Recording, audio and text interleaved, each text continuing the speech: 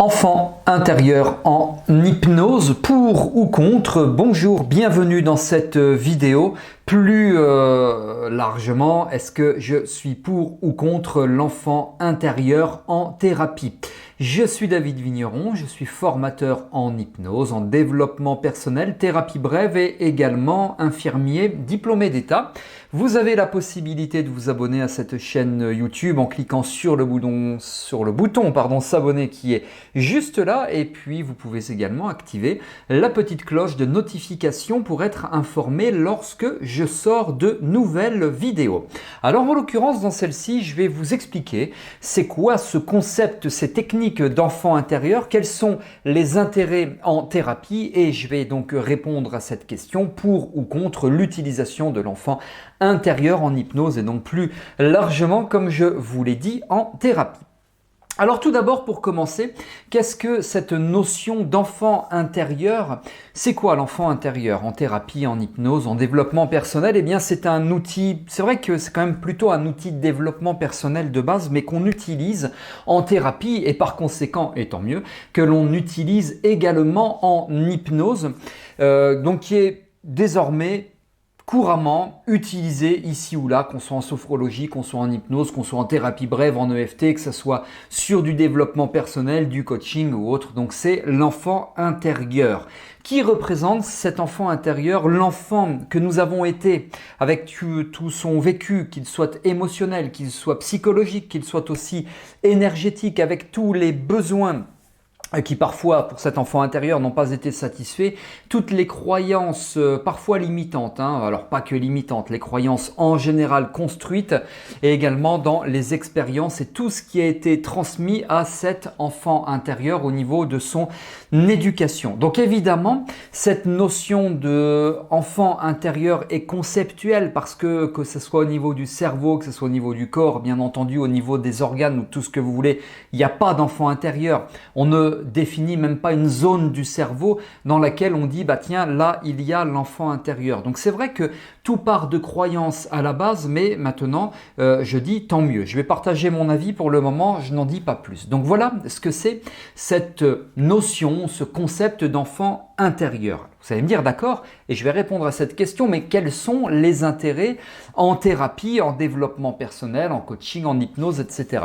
Eh bien, d'abord de traiter les problématiques telles qu'un manque de confiance en soi. Vous et moi, quand on traite un problème de confiance en soi, on va travailler avec de la futurisation positive, on va travailler sur des échecs qui peut-être ont été vécus par la personne, des choses qui pourraient être aussi effectivement traumatisantes ou autres, mais de travailler sur l'enfant intérieur, je trouve que ça augmente l'efficacité, ça renforce l'efficacité du travail. Donc voilà, donc grâce au travail avec l'enfant intérieur. Également pour travailler sur des problématiques de relation à l'autre, de communication avec l'autre, sur des problématiques d'estime de soi, ça rejoint un petit peu la confiance en soi. Les intérêts en thérapie aussi, bien sûr, le travail sur les croyances, alors en l'occurrence les croyances limitantes. Moi je parle volontiers dans ce contexte-là de croyances massacrantes.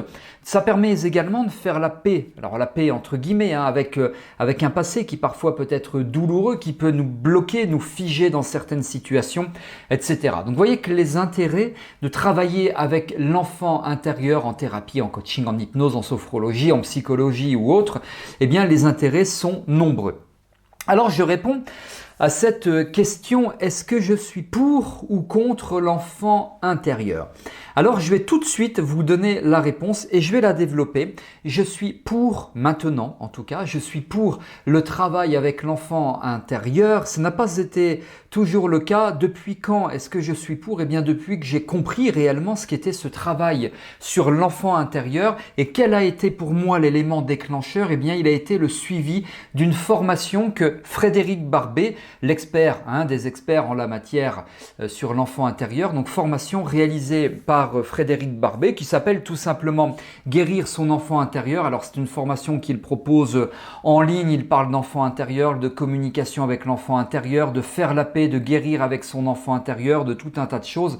C'est une formation qui dure à peu près 10 heures et qui est construite autour de l'élaboration de 9 modules. Moi je vous conseille de la suivre, regardez un petit peu ce qu'il y a dans cette formation formation. Vous avez le programme et son détail qui figure là juste sous cette vidéo dans la partie de la description de la vidéo. C'est ultra complet, vraiment. C'est une formation qui m'a permis d'avancer, d'évoluer dans mon cheminement. Alors non seulement de thérapeute, hein, mais aussi d'infirmier, puisque je trouvais que cette formation ouvrait la porte à beaucoup de choses. Voilà, vous pouvez jeter un petit coup d'œil. Comme je vous ai dit, vous avez le détail de cette formation qui figure en dessous dans son descriptif. Alors j'étais contre, hein, je dois bien l'avouer, cette notion, ce concept, on l'appelle comme on veut, d'enfant intérieur, tout simplement parce que je ne savais pas ce que c'était, j'avais jamais vraiment étudié l'enfant intérieur. Je m'étais jamais intéressé à ça tout simplement, et c'est mon ignorance qui construisait et qui constituait mes arguments pour dire je suis contre l'enfant intérieur. Évidemment, il n'y avait rien de solide dans le fait de dire que j'étais contre l'enfant intérieur, tout simplement parce que je n'y étais pas ni formé ni informé. Pour moi, c'était trop flou, c'était un délire. Je partage mon ressenti, hein, mais c'est plus le cas maintenant, vous l'avez compris. C'était un délire qui était construit et qui était partagé entre les consultants, mais aussi avec, bien sûr, le thérapeute, qu'il soit hypnose, sophro ou autre. Donc, on était dans du délire, mais malgré tout, j'étais pas tout à fait fermé parce que j'avais bien compris qu'il y avait un travail sur les croyances du consultant, et moi je travaillais déjà avec les croyances, bien évidemment, travaillant avec l'hypnose notamment, travaillant avec l'EFT et puis travaillant avec les effets placebo dans les soins infirmiers notamment. Bon, il n'y a pas que les soins, il n'y a pas que le placebo pour les soins infirmiers bien sûr, mais tout cela, le point commun, le dénominateur commun, c'est quoi? Eh bien, ce sont les croyances. Et donc, j'étais pas tout à fait fermé à cette notion d'enfant intérieur, tout simplement parce qu'il y avait quand même un travail de base sur les croyances, et où ça partait de croyances. De qui? Des croyances du consultant. Et puis, j'ai aussi découvert que, en fait, on travaillait sur un véritable passé, entre autres, notamment, il n'y a pas que ça en technique, hein, quand on travaille sur l'enfant intérieur, on pouvait travailler sur un véritable passé, quelque chose qui a réellement existé pour le consultant, et je me suis dit, bah, travaille sur les croyances, travaille sur le passé, c'est quand même fort, c'est quand même puissant, et puisque, et en plus, hein, je le fais déjà, et c'est vrai que il y a beaucoup de personnes qui vous disent, vous l'avez peut-être déjà vécu, mais le petit enfant qui est en moi me dit qu'il ressent cela, il n'est pas d'accord avec ça, etc. Donc pourquoi ne pas travailler avec cet enfant intérieur? Et je me suis dit, bah tiens, finalement c'est quelque chose de très intéressant. Donc maintenant je suis pour, et c'est notamment Frédéric Barbet et sa formation qui m'ont ouvert à cela. Et je dois bien avouer, quand je vois les résultats de travailler avec finalement ce qui est invisible, avec cet enfant intérieur, et il n'y a rien de pathologique hein, dans tout ça, parce que c'est un travail sur les croyances, et après tout les croyances, il n'y a rien de plus impalpable, il n'y a rien de plus subjectif, bah, je me suis dit ok, quand on voit les résultats, la puissance des techniques et ce sur quoi on peut travailler complémentairement aux autres techniques que peut-être vous utilisez déjà, en tout cas que moi j'utilise, bah, je me suis dit ok, finalement tous les feux sont au vert.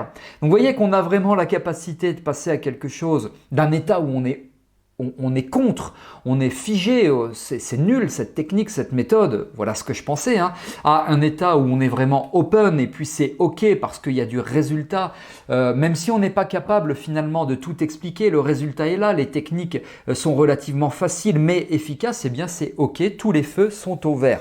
Au regard de la puissance des techniques, moi ça a été l'élément... Enfin, un des éléments, hein, peut-être pas l'élément déclencheur, mais un des éléments qui m'a fait dire c'est ok, l'enfant intérieur finalement c'est top. Et puis j'établis également un petit parallèle avec ces histoires de barreurs de feu. J'ai déjà partagé sur cette chaîne YouTube, ici ou là, des vidéos dans lesquelles je parle des barreurs de feu.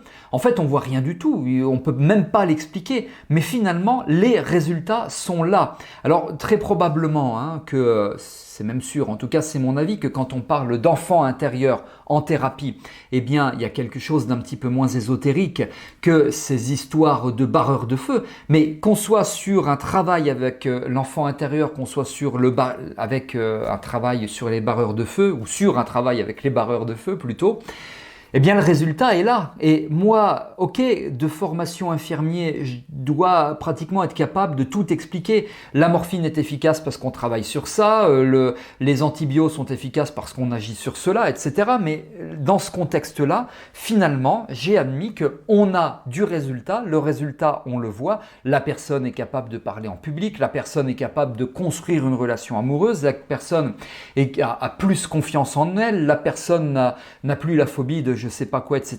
Parce qu'on a notamment travaillé sur l'enfant intérieur. Le résultat est là. Comment est-ce qu'on est arrivé à ce résultat? On le sait, grâce à un travail sur l'enfant intérieur. Mais fondamentalement, pourquoi est-ce que ça a fonctionné? J'en sais rien. Mais on doit admettre que le résultat est là. Donc moi, je dis un grand oui à l'enfant intérieur. Est-ce que je suis pour ou contre l'enfant intérieur? Ma réponse est je suis tout à fait pour au regard de tout ce que je viens de vous expliquer là.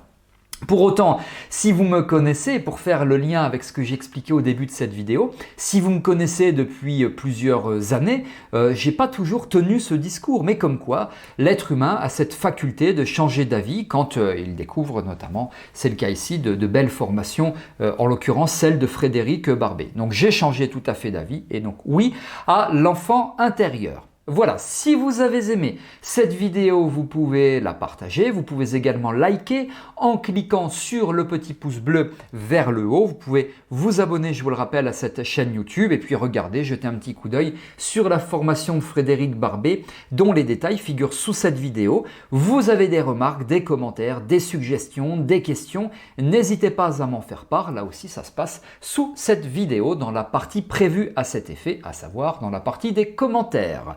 Merci à toutes et à tous d'avoir suivi cette vidéo. Je vous retrouve avec grand plaisir dans de prochaines vidéos. À très bientôt.